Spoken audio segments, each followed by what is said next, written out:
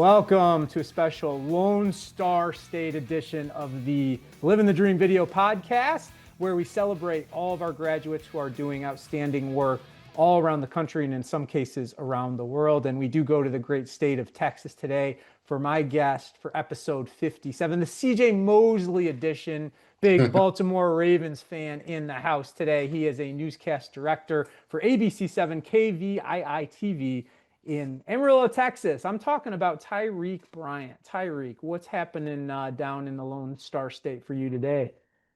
Just very hot, staying inside, staying cool. What, when you say hot, how hot has it been getting for you down there? It changes. It's 90s, hundreds a couple weeks ago. Wow. Today about the 80s. We're in drought, so yeah, fun stuff. Wildfires happening. Man, I can't imagine, and especially with your job, how you fit into all that. We'll get into that and Tyreek's directing experience and all the stuff he's done. He was one of our more productive students at Full Sail, not just directing. He was also pretty good on camera himself, among many other things that he did. He wears a lot of different hats. We will dive into every aspect of that. But Tyrek, where did the dream of getting involved in sportscasting and broadcasting and all that start for you? Uh, I've been told, I don't remember this specifically, but I always said I wanted to do something on TV and sports. I just random family members told me that, and he was like, "Oh, I'm just glad you followed your dream." I'm like, okay, don't remember that, but love it. Played a couple sports when I was younger. I was amazing at t-ball. I had to retire early to let others pursue that dream. Played a little bit of soccer. Favorite moment was trying to score a goal, hit a kid in the face. They started crying. Game ended. So yeah, that happened. Played some basketball as well. Got some pictures that I'll get to you soon. And me different uniforms. Was good at defense, not so much offense. So that didn't go far either.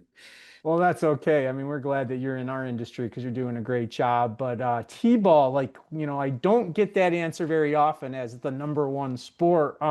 What made you such a good T-ball player that had to retire early so everyone else could pursue their own chance to at least have a chance on the field there? As far as I remember, I was dominating. I was the best player on the team. That's all, that's as much as I remember. How old were you when you got started in sports? Uh, I'm gonna just say probably around 6, 7, or 8, around there, roughly. Awesome. So now you are, a big part of the industry, and obviously with our program, you went deep into sportscasting and all that. But what drew you to athletics when you were young? Probably just enjoying it, having fun, and also just watching football, the Ravens play, especially with my grandfather. Pretty much always down to watch them all the time, especially winning the Super Bowl in 2012. Beyonce knocking the lights out at halftime, giving us a scare, but we still 2 for 2 in the Super Bowl. So yeah, also beat the Giants too in 2000. Happy about that. Trying You to know, get through with Lamar. I'll share a quick story about that game. I was working as a weekend sports anchor in Fort Myers, Florida at the time, and I was on break. I went over to a friend's house to watch the game at his apartment. And as I think you know from working in the industry, the Super Bowl, it's generally played at an earlier time on a Sunday night than most games for because everybody can watch it. And when the lights went out, my biggest worry was because basically my whole show was the Super Bowl and it was on a different Mhm. network. So if I did not have the Super Bowl as highlights, I was going to be in trouble. So fortunately, they got the lights back on, and for you, the Ravens won the championship. And as someone myself who went to University of Maryland, I know the passion for that team. They basically started up when I was there. Not too long before you were born, the Ravens became a thing again after the Colts left a long time prior. But what's it like living in Baltimore as they make a run in the playoffs? There's a lot of excitement, but for me, at least personally, I know not to get ahead of myself because we like to screw things up, especially in the second half. Defense stops playing, offense just don't know what they're doing anymore.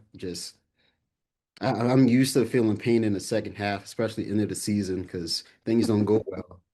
Man, Well, you got two in the bag, so don't. We're not going to cry for you too much, Tyreek. But as you said, lately they've had great regular seasons, haven't cashed it in at the end. You mentioned your grandfather. What kind of influence did he have on you early in your life?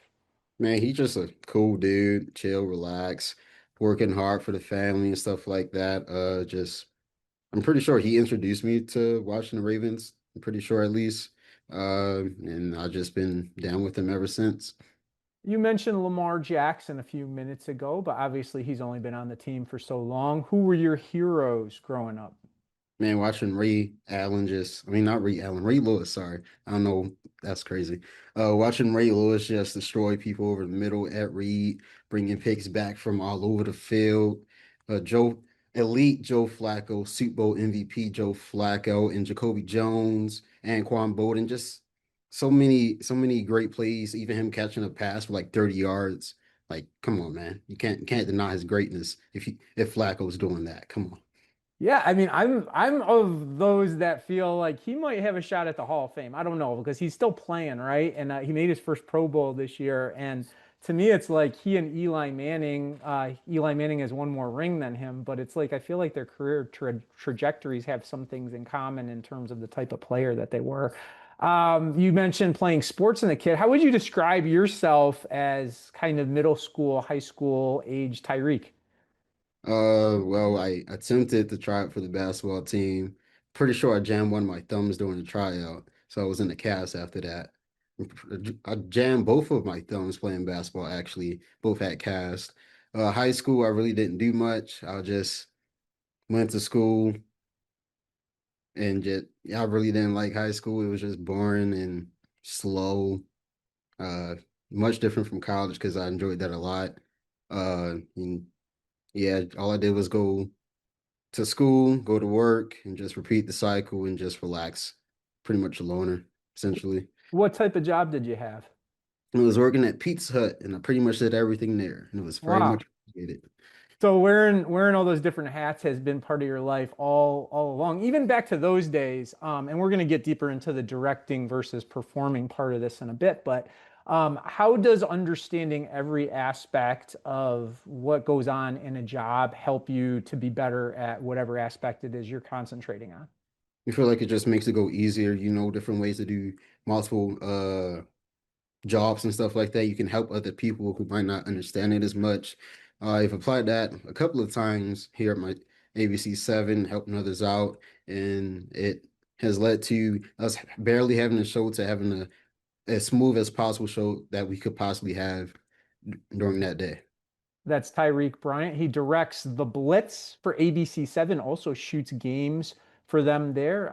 We're going to get to that in a bit. But, you ended up finding us and Full Sail University, and you mentioned the difference between high school and what it was like in college. What drew you to us and what we do? Well, mainly because y'all had something in sportscasting. Originally, they put me in mass communications, and I tried to fix that immediately because that was definitely not what I wanted to do because it was mainly just writing stories and stuff. So I had to make sure I was in the right program. And when I was at Full Sail, I had a blast, met a lot of cool people, did a lot of fun and interesting things from just directing in the studio and also other events around the campus. I just learned a lot, got to meet some cool instructors as well as just like yourself. And yeah.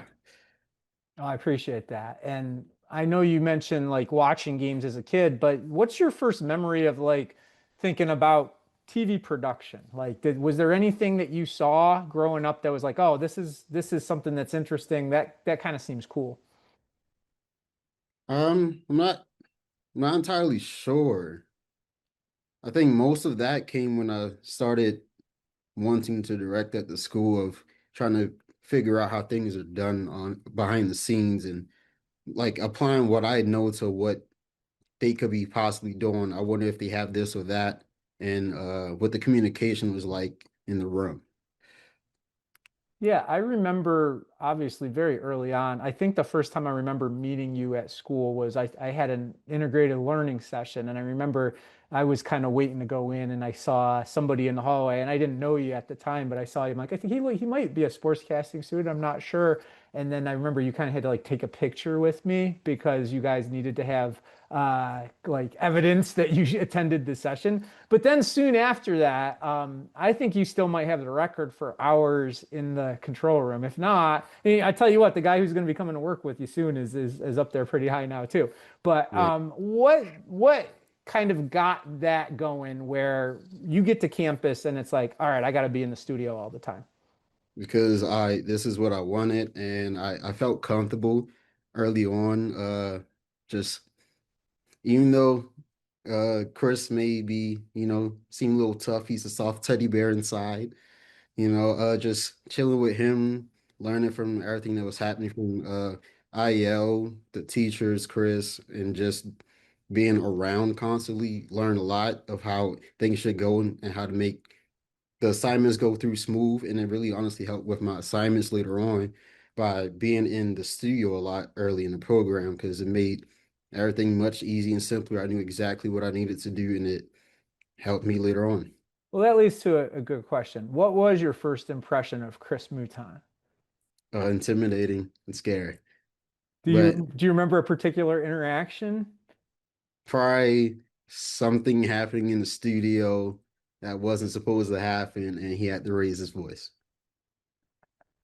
That's Tyrek Bryant. And I wish I had the logbooks of how many hours that he spent in the studio. Where did you start out? Teleprompter? Yeah. Well, possibly. It was either teleprompter or playback for a very short assignment. One of it might have been one of Eric's assignments. Cool. And then before long, you were in Eric's class, but it sounds like you were in there maybe even before that was the case. When you got to campus and saw, you had a very big class and a class with a lot of different types of personalities. What did you think of the group that you got to work with from the start? Uh, Vengeance is great. We are kickball champions. We should have been back to back, but I wasn't present at the first one. But we're a nice, fun group, joke with each other. We're strong, hold each other up, help each other out, really helped others get through the program. And yeah, having a nice group around you helps a lot. So yeah, When did that start that bond got created? and probably either around creative writing or Eric's class around that time at the beginning of the program. We just started hanging out, talking more, group chatting, and throwing jokes at each other, creating bonds. You mentioned kickball. What's your favorite story about playing kickball with them? Just winning the, annual kickball tournament, I wasn't there the first year, but the team went to the finals but lost. I forgot how, but we came back with vengeance. And, with black teeth. I'll get you the picture. And we won that thing convincingly. Okay. Okay, fair enough. Fair enough. What was your goal when you showed up in terms of what you wanted to accomplish during the 20 months you were with us? Just figure out exactly what I wanted to do, learn as much as I could, and that's pretty much it. Did Yeah. you come in thinking that on air was your first love or was it production all the way? It was really neat. I just wanted to find which way would work for me. I was probably more leaning to being on air because that's what I've seen the most and understood more of. Well, Tyreek, you mention all the time in the studio. How did you make an impact to continue growing your role where by the probably, geez, it was probably midway through the program you were directing, as often as you would come in. How did you build that trust to get more opportunities? Yeah, it was really just learning all the jobs of being in the studio from camera, audio, TD, and playback, prompter, and directing, earning the trust of the instructors, especially you and Chris and Gus, showing that I actually care. I'm putting time into learning and understanding so that you can trust me enough to put it in my hands. And other students as well trusted me with their work as well to know to get it right and get it done right. Yeah, and I know that like we quickly told you, hey, you're doing a good job with this, and you got more and more opportunities. That being said, you still knew you had a lot to learn, right? So it's probably nice to hear all those good things, but at a certain point, it was like I got a lot of work to do too. How did you continue to push yourself even when you're starting to know, hey, I'm having some success here? I mean, I kind of like the pressure because it pushes me forward to just get better and better and learn as much as I can. Because one thing I didn't want happen was me getting kicked out the chair. I wanted to stay there all day, learn it, do as many shows as I wanted to, just continue to build on that trust that has been growing. What happened when you did get kicked out of the chair? Uh, just moved to a different spot, kept working, and just Yeah. figured out what I did wrong and do better next time. And that's what's fun to see is when someone understands that like not every day is going to go your way. There's going to be ups and downs along the way, and you get knocked down, you get back up and you keep working. Where do you think that mindset started for you that no matter what knocks you down, you're going to pick yourself back up? Just trying, probably just eventually over time learning that you can't just dwell on the losses. You gotta find ways to keep going, even though sometimes it may feel like it's snowballing. You just gotta find different things that's gonna shift it around and put you in the right path forward. Well, as I said earlier, you were really good on camera too. You were an excellent student, and you brought some flair and you brought some knowledge and really kind of, the it was the complete package, really, everything you did in our program. What did you enjoy about the on-air side of it? Trying to find myself more and be comfortable doing it on air. Having fun putting together the stories as well. Trying to use my imagination and different editing techniques to bring more of a flair to my shows as well. What was your favorite piece of work you put together with us? Huh. Um, it would either be something related to the Bates or the final show I did with Owen. Yeah. Probably the final show I did with Owen because we really had some fun with some of the videos we did. Yeah, and you and your group as a whole really seemed to motivate and push and pick each other up, but it seemed like you and Owen had a really good friendship. How did he motivate you to bring out the best in yourself? We just saw different things that each other did and just knew that we always wanted to be paired together because we could push each other to greater lengths and stuff like that. Um, and we just kept asking each other questions of how to do certain things, and that he just grew from then on. What did you think of all the different personalities that you had in your group? We had everything that you could ask for probably. Some people may surprise you by things they did. Others you just be sitting back, just shaking your head, but still laughing at what they're doing and having a whole bunch of fun. At what point did it start to shift where you were doing all the directing and you felt like maybe this is the path that I should take in this industry? It was whenever I was constantly directing your shows, Gordy's, Zach's, and Jeff shows. When I was constantly doing those pretty much every day in the studio, and nothing was being said about what I was doing. I was just doing them back to back to back. Uh, and I could TD and direct doing that just fine. That's kind of where it started. And also, when I was getting opportunities in SEC, directing different events there as well in TDN. Yeah, and that's what really is fun to think about is all the different things you have. I just have a few in front of me here, okay? TD for the Metal and Honey concert, Director TD for Adam Wainwright recording Q&A, TD for Red Bull dance competition, camera Winter Park Fashion Week, camera for XP League Esports North American Championship, NBA 2K League Draft, you shadowed the stage manager, Director TD for African American Chamber of Commerce of Central Florida. That's a lot to put on a resume coming out of college. How did all of these different types of experiences help you to grow to be who you are? It just like some of those events just made me realize I want this feeling again because especially during a Fighting Lions youth championship MMA. that I got like this feeling, a rush that in adrenaline that probably never felt before, unless like I was doing Pop Warner because nerves and stuff like that. But I got a rush and I was like, this is what I want to do. I just my vision is coming to life using the different camera angles and stuff, learning for what I know about like UFC, MMA fights, trying to put that in my own like world and vision and it coming together to be pretty nice was amazing feeling that I want to constantly have day in and day out. Yeah, that's a rush that is very unique, I think, to broadcasting with the pressure you mentioned earlier that you like to challenge yourself and get it. Can you explain what that feeling is like when you're in the middle of it and you know you got to make quick decisions and do things at a high level to succeed?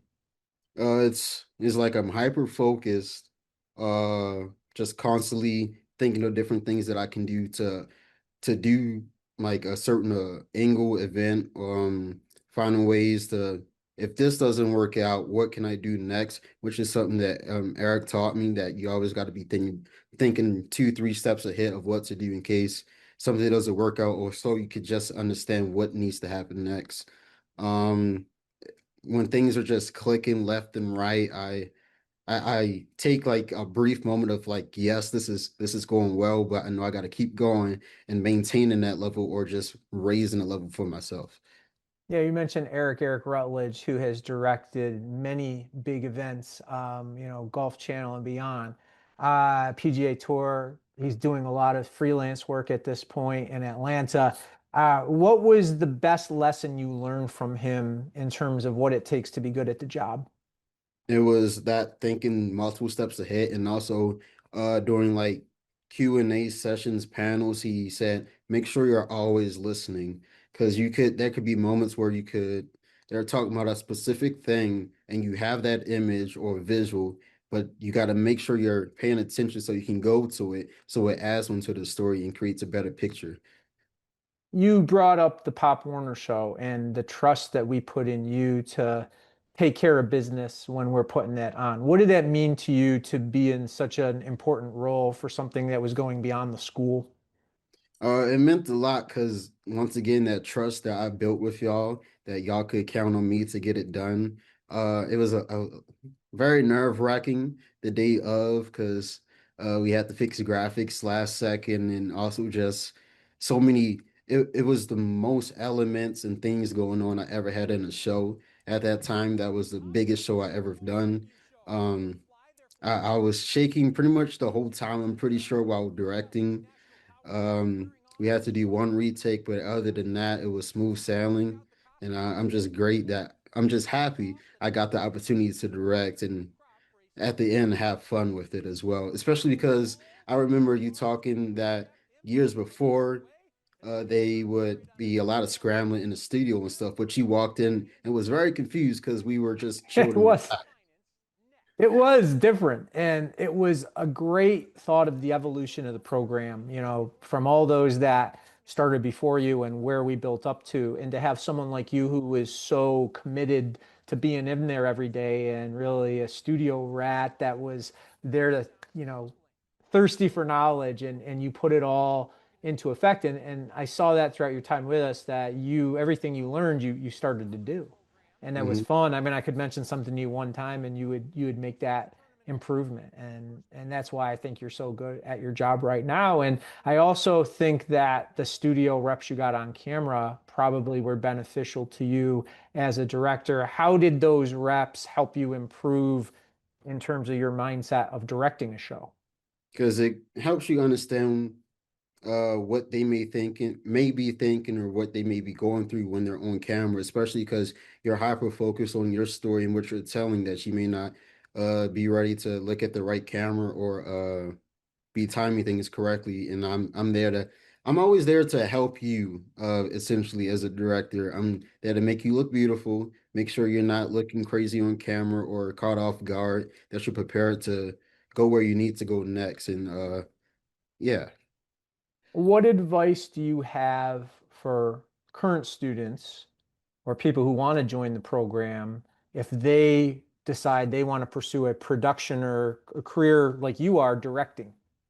Just commit yourself, put the time in, go to the studio as much as you can, ask questions, just be around, be a sponge. Find outside opportunities, not just in the studio, but videography, go to Rollins, just shoot some things, find different ways to edit, see what new things Adobe Stock has that you can use in your shows and make look cool. Join SEC because those are a lot of production opportunities you can get there too, and you meet a lot of cool people over there as well. Can you explain what SEC is and what opportunities you got through it? Student SEC is student event crew. They have a variety of shows like the XP League, the esports, to panels, concerts, uh, different sporting events as well.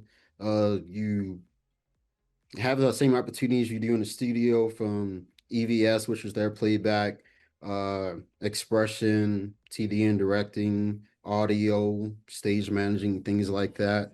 Um, you also learn more about like things in production, like different type of cables, routing, and a bunch of other stuff. I imagine that someone that's working with so many different types of equipment, especially once you started expanding your roles, that there's a lot to learn in terms of how to use each piece of equipment. What kind of research and work did you put into to trying to know how to use each piece of equipment at the highest level? Well, for me, it's just being around, asking questions, and doing it myself. I'm a better hands-on learner than I am, I guess, just listening, just constant repetitions, making sure I understand how to go from one thing and get to another and possibly get back to it and work around. Especially like learning the switcher in the studio. I just was doing TDN a lot, just trying to remember where things were saved at so I can get to them myself or without having to ask Chris beforehand and just getting it done before he even realizes. What's your favorite Chris Mouton story? Probably just getting him to hug me. Wow. Yeah, Was that at the end or did you get that sooner? I want to say it was towards the end, but it may have happened sooner. Yeah, and it's always fun, like toward the end, on the last day, sometimes Chris will open up and he'll be a little jollier than usual because that's not his general makeup, as he'll say on the Yeah, final day, I have a misanthropic personality. But yeah. you certainly made an impact on him, and I know he enjoyed having you around and everything that you would do there. I think for someone starting, it can be intimidating to think of like looking at your resume and all the different things you've done that, wow, he's doing all that and he's going to class and he's getting good grades and he's, living a good life here. I guess the question many would ask is how do you do it all?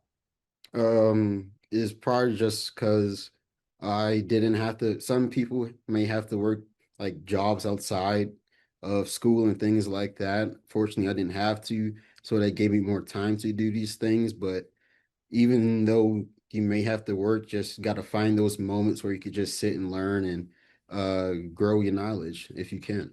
Do I remember, did you get around on a bike? Did you have a bike that you rode around? Yeah, biking and walking once it broke down. So yeah. Yeah, so that's something. Like when you're doing all these different things, you have a bike, it breaks down. Even if you have a bike, it's hard to get places sometimes. Mhm. How were you able to get by in that type of a situation and still get to do all these things?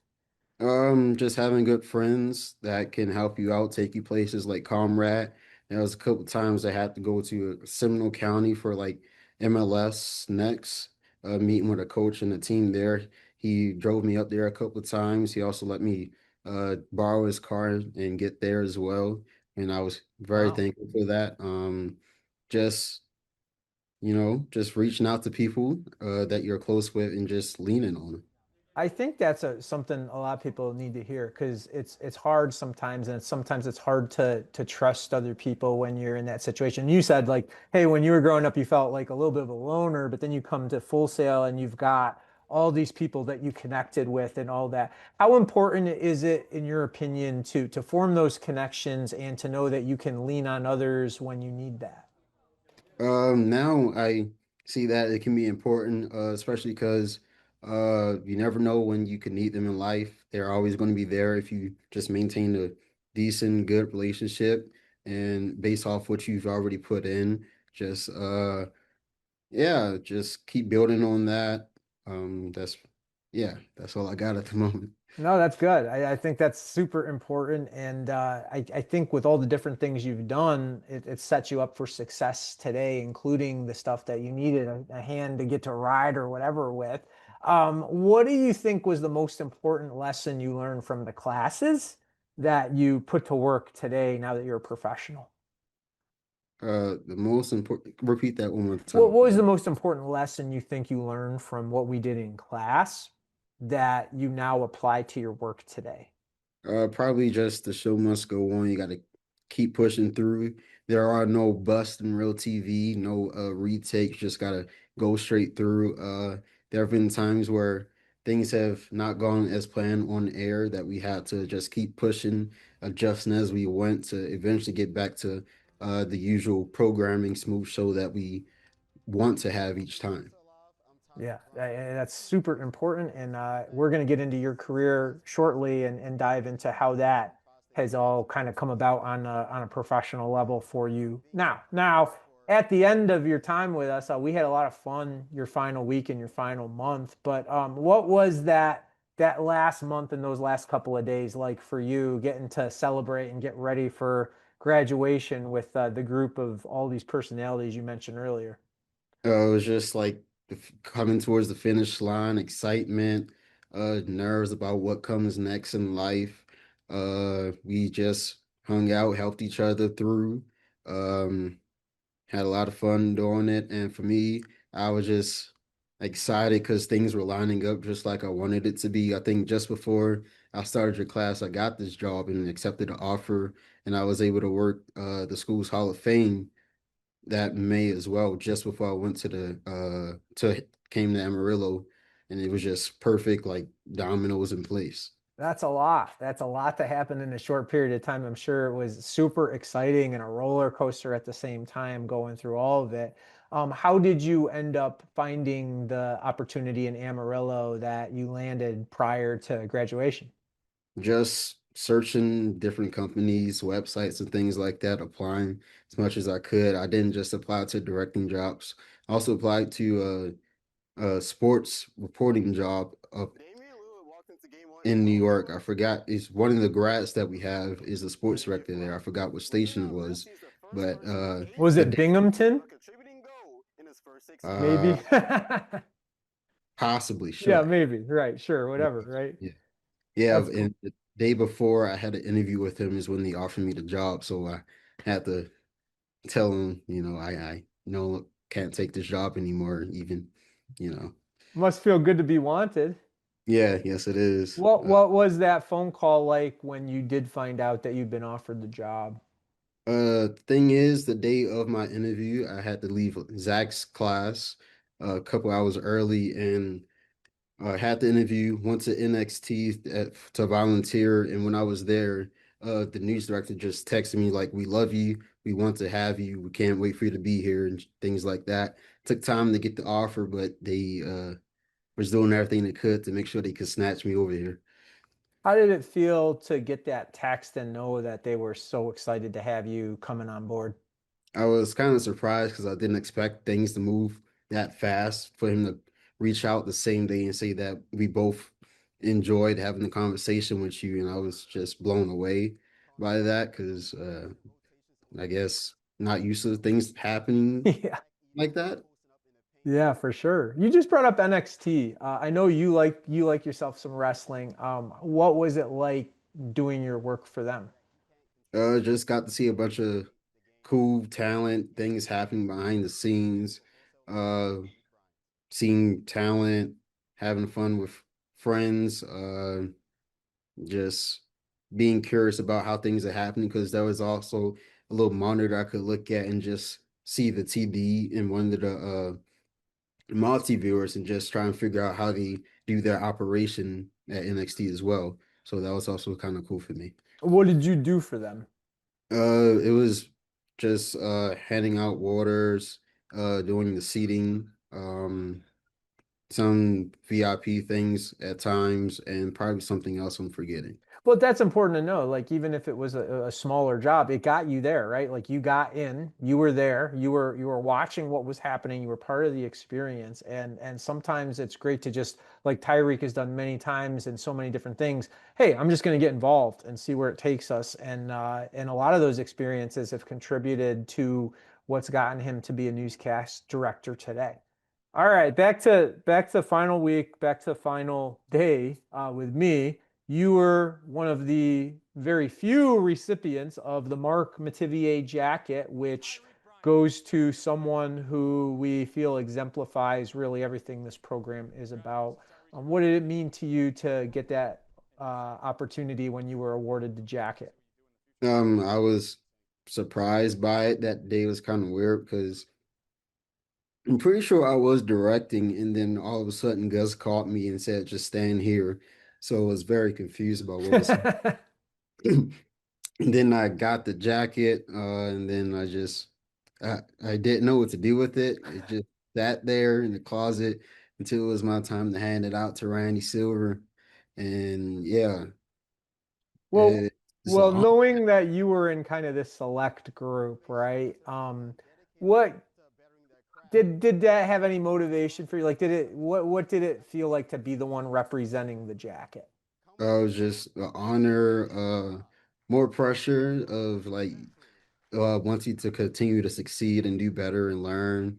Um, Possibly because that's probably you could look at it as step one of eventually, hopefully, making it to the Hall of Fame later down the line, which would be a great honor, especially for our program. I'm quite sure someone would do it before me, but just being a part of that group, it would be a good honor as well. Well, you've already done a Hall of Fame speech, right? You had to do that Oh in yeah, Debbie's class. So think about that now. Like, you projected your future on that day, and now you're thinking about, hey, maybe I can make this happen. What is it like to think about your dreams and goals and then know, hey, now I'm going to start to put the building blocks in place to achieve them? at times it's scary because it's the unknown, not knowing what's going to happen next, how things are going to fall through. But just having people around to just like calm me down, reassure you that it will all work out. Yeah, especially currently in my situation, I'm thinking about moving forward back into more sports, and not just news. Had some opportunities pop up, and I just hope they work out later down the line. Me too. We want to see you go after all those goals, and you're a young guy. You got your whole life ahead of you, and we can't wait to see where you end up. And we're going to dive into what you're doing now in just a moment. But one last question about your Full Sail experience.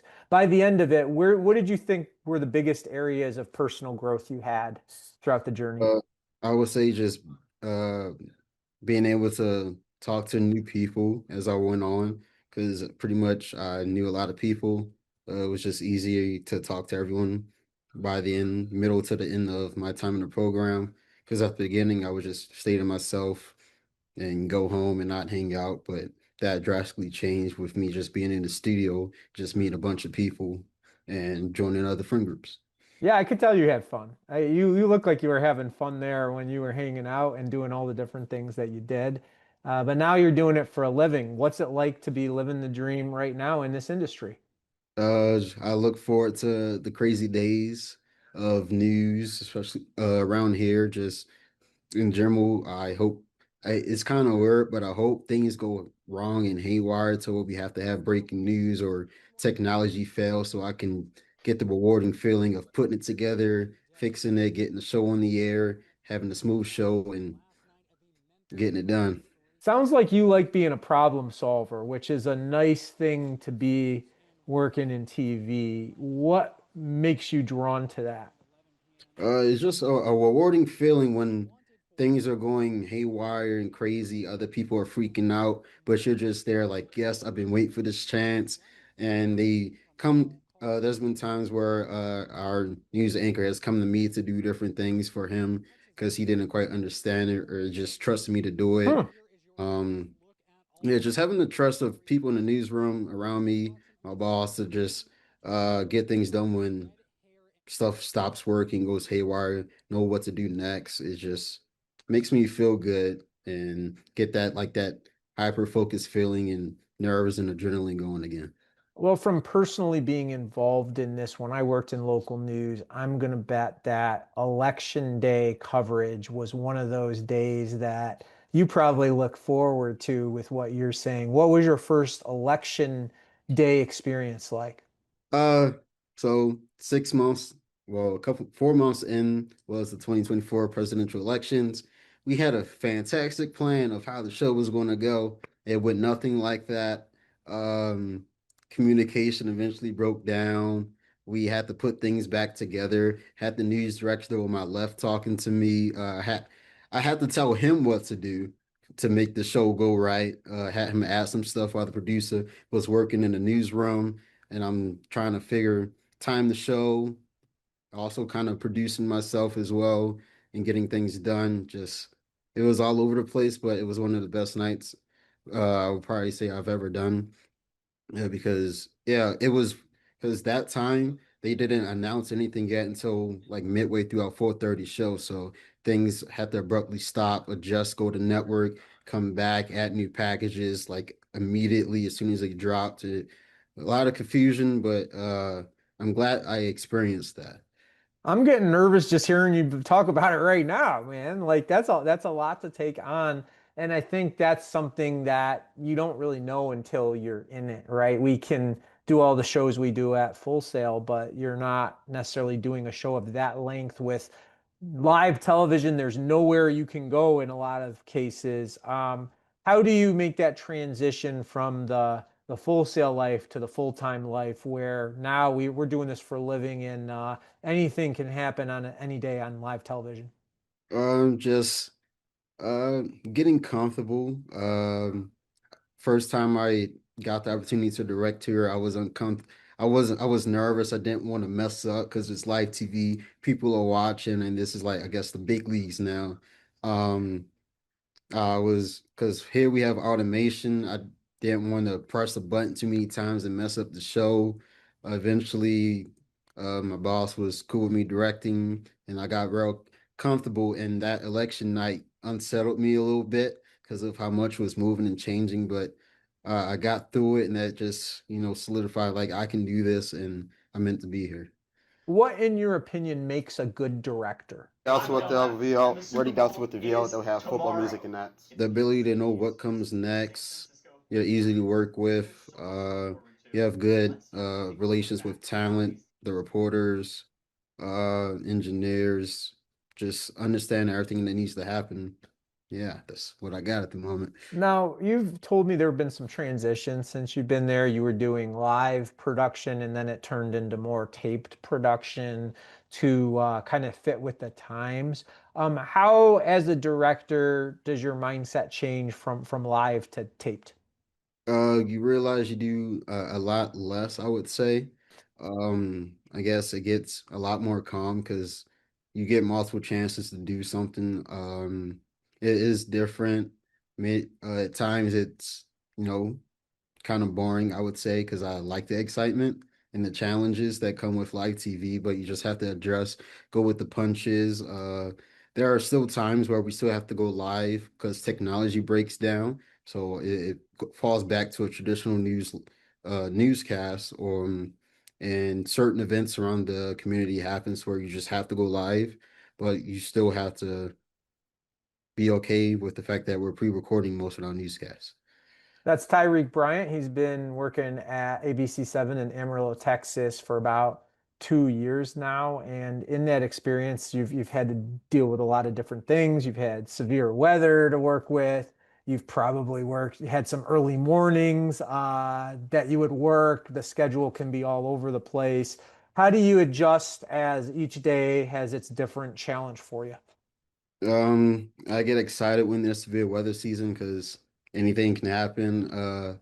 Pretty much half my time here, I've been working the mornings and my sleep schedule, as many times as I've tried to actually get one, hasn't really worked out. So we fight through and get through the shows in the morning. Um, yeah. For Just somebody who's new to that, that hasn't had that early morning wake up and that type of a sleep schedule, what advice do you have for someone trying to adjust to that? uh try to get blackout curtains or as dark as you can. Kind of helps, but I I don't know. My body seems to be weird. I try and go to sleep, and as soon as I put my head down, I just wake up with a burst of energy. So I always fight in that. Morning shift can be a lot of fun as well because we have a 2.5 hour news broadcast in the morning. Things breaking news can happen. It's just excitement that can always be around as well. Now, I'm going to take this back to when you took the job for just a second here. Okay. So you're somebody who grew up in Baltimore area, big city, and you had an opportunity in Texas, in a small town in Texas, and you decided to go for it. What made you confident that that was the right decision at the time? It's just getting in the door, like I always say, just it doesn't matter about the money or nothing like that. Just getting your foot in the door, starting your career somewhere, start so that you can eventually build on and pursue what you want to be later on in life. And I'm going to guess maybe a bit of a culture shock going there, never having lived Yeah, there. What were your very, early impressions? very country. Just a lot of dry heat, mountains, land, farmland, just much different from what I've seen in Baltimore, Florida, and other places I've been. Just very different. So you were able to do it at full sail. You mentioned coming in, not really knowing anybody, and you built these friendships, you built these relationships. How have you been able to adjust to again, kind of throwing yourself out there into a new place that could be scary for a lot of people, that it's their, they're so far away from their comfort zone. How have you been able to make that work? Just see, for me, I know I'm able to just sometimes be alone and just keep moving forward because I'm fine with that. But also meeting new people, friends of friends, and joining different friend groups that helps as well. Gives you something else to do outside of work to help you get through like the different change of scenery. A lot less stuff to do here in Amarillo. Most I usually do is probably go out downtown and probably dancing two step, Oh, learning some really? things to do. Yeah, What some kind cool of what kind of dance moves you got? line dances, Texas two step, trying to learn some more spins as I go, and a bunch of cumbias. Oh, that's awesome. And I'm so glad like to kind of be ingratiated into that culture too of the Texas two-step and all that. That must be fun. Yeah. Back to directing for a minute. How have you seen your communication style as a director develop over time? Um, you realize you sometimes you have to talk to certain people differently so that they can understand what's going on because they may not have the same level of understanding. So you gotta understand who you're talking to so you can accomplish the same goal, and that's having a good show. Well, you have your sports background, and as you mentioned, maybe in the future more sports for you. But you've gotten to do that a bit at the station you've been at, directing the Blitz, but also going out and shooting games. How did it feel to get that rush back in your veins of being out in the field with a camera again? The first year I did it, I went to the small, that was, yeah, the first year I was there, I went to the small schools, like hour plus away from the station, just shooting videos. And the then news director, Lee, and our current news director, DJ, just said I shoot good and stuff like that. Then next year they said, "You want to do it again?" I said, "Sure." Then I was given the opportunity to shoot the Blitz. Uh, Now I get to shoot like the best, I would say the best district in our areas, CISD, Canyon IS Independent School District, got some of the best teams around. They all go deep into the playoffs, just good constant action. And I get excited when I get some great shots that I know is going to be on TV and I get to watch them back later on. It's just like, man, look at that. Look at, oh my. We Uh, used to with the Friday night football games, we would go after, like, our show was earlier than the other competitions, and we would go and watch. We went to this place and we would watch the other stations. So we had one guy who was also very proud of his photography, and he would watch it. And there was this one guy he really liked that would shoot it, and he's like, He's like, what did they hire me to shoot this? It's so good, you know? So I'm glad you take pride and joy out of it. Obviously, you're on the directing side of things, but how does your sports team take the content in? Are you editing the highlight and writing a shot sheet, or are you just giving it all to them? How does it work? Originally, I was supposed to cut it up and send them the shot sheet, but they just ended up doing it.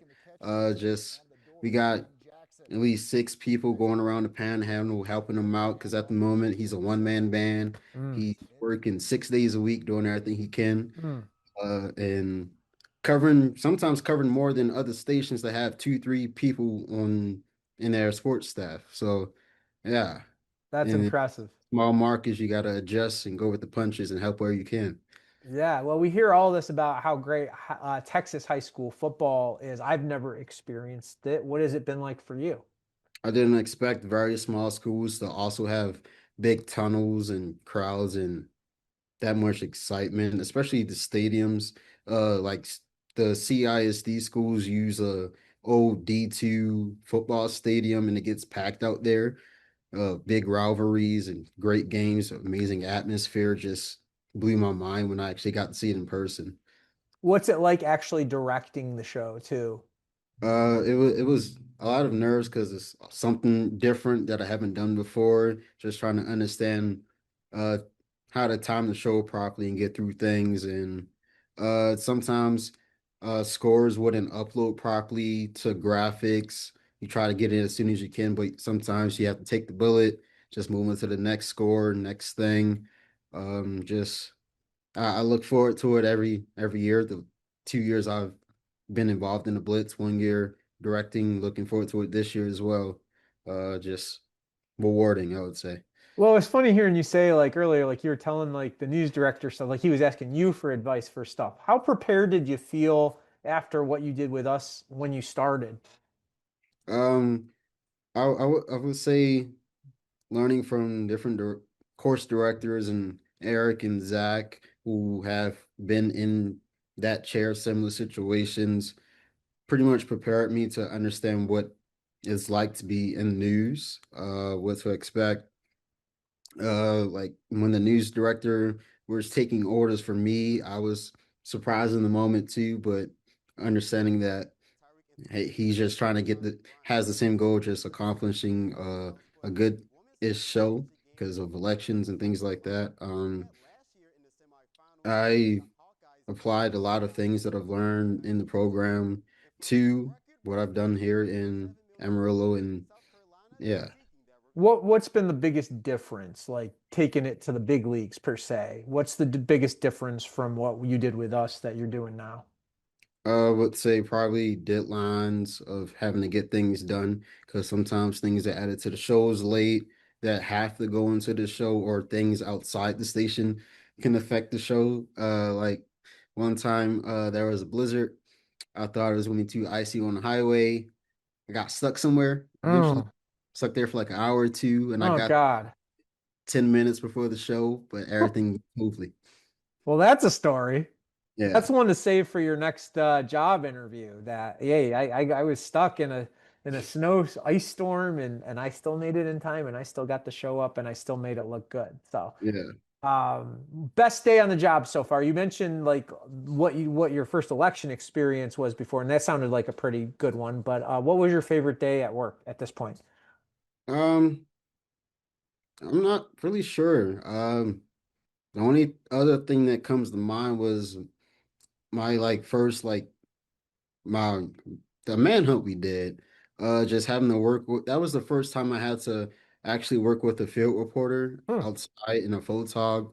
Because they were constantly moving, providing new information, and me and the news director having communication of new things added to the show. That was a something new that I didn't experience and learn from. um, Ways to adjust to the information because we had to constantly shift it around the show of where we had the reporter because of new information just continuously developing. Yeah. And what do you think's the biggest step forward you've taken since you started working there?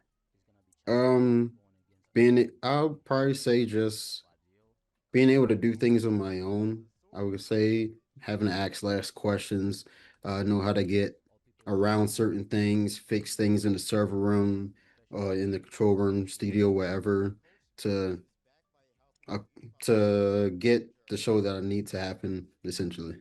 Well, you were the first full-time director, I believe, from our program to get hired as that at a station. And now you reached out and you had an opportunity that, hey, you guys are going to have another opening, and one of our students who is still going through the program, but he's ready to work and he's going to finish online. Brayton Harrison applied, he got the job. What did it mean to you to kind of move it forward and give back to the program another opportunity, much like you got when you got your job there? It felt good because news director Jamie, he says, hope you can find someone just as good as you, because he thinks highly of me, and I guess now with the program because of what I've displayed while I've been at the station. Our boss, the senior director Blake, he was like, can I, is he good? Can I trust him? Like, if he's from Full Sail, you're good to go because we're a technical school. We're taught everything that you need to know about the business and the industry, and it set me up, and I've done well so far. You trust me. He also said that based out of like the most recent directives he's had, I gave him the less problems, the less calls late at night and stuff like that. So I was like, yes, that make me feel good. And I know that other people from the program can provide the same thing as well. Well, you should feel good. You've earned it. You've worked very hard to get to where you are right now, and I think that's what's super fun to see that everything that you did with us, you're doing out there, and to hear how much they love you and what you've been doing. That's super exciting. All right, last big question. What are your future dreams within the business now that you're established?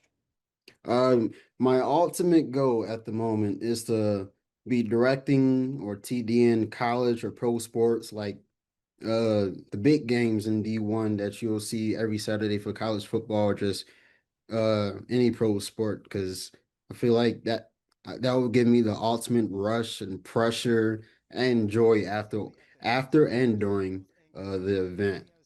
Yeah, Yeah. because big stage, big lights, and getting through it clean and providing entertainment for the masses is something I want to do. Well, I feel like what you told me earlier about enjoying the chaos and enjoying, hey, we got to figure this out on the fly, that fits perfectly for like live game broadcast. So I think you'd be a true pro at it. Obviously, there's differences between that and what you're doing now, but I think you're well on your path to being really good at that, and I hope you get your opportunity to do that. How do you think what you're doing right now is preparing you for that whenever the time comes? Just I feel like this is like level one of chaos. You never know what can happen, even though it's a small town.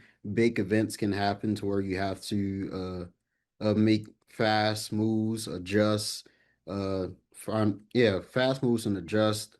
Um, Repeat that one more time. I feel like I give a better answer. I was just saying, like what you're doing right now, how do you think that's helping you prepare for the next step? Just learning, adjusting, uh, thinking back on different things that I've done and what I could do better the next time. And like talk to someone at CBH HQ. There were like a lot of similarities of what they doing that we do here. So I could just apply that to what they're doing over there if that opportunity were to come to fruition. And it seems like with each step and each different thing that you're doing and getting through the challenges, your confidence continues to grow. Think back to day one in the studio with us and Chris yelling at you to now. How much have you seen that confidence take a step up to where you are now? Just it grew exponentially, just believing in myself, seeing that others can trust me, just continue to do more and more and still succeed. It lets me know that I can do this, I can keep going, I can do better, I can strive for greater heights and achieve endless amount of things and goals that I can continuously start and then complete. I truly believe that too. You set such a high bar for yourself with what you did for us, and it just seems like you keep pushing that bar higher and higher and higher. All right, we like to end these segments, these episodes with what I call the dream sequence.